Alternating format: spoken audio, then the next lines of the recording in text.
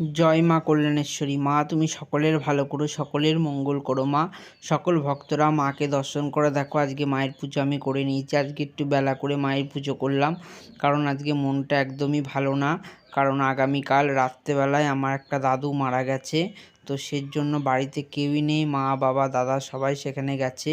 তো আমি এদিকে মনটা একদমই ভালো লাগছে না, কারণ আমি দিদাবাড়ি থেকে ঘুরে এসেছি, তারপর পরই শুনছি দাদুটা মারা গেছে। তো আমার খুব খারাপ লাগছে। তো মাকে বলি, মা দাদুর আত্মার শান্তি তুমি দিও মা, তুমি তাকে ভালো জায়গায় ঠাঁই দিও, তুমি তাকে মুক্তি দিও মা।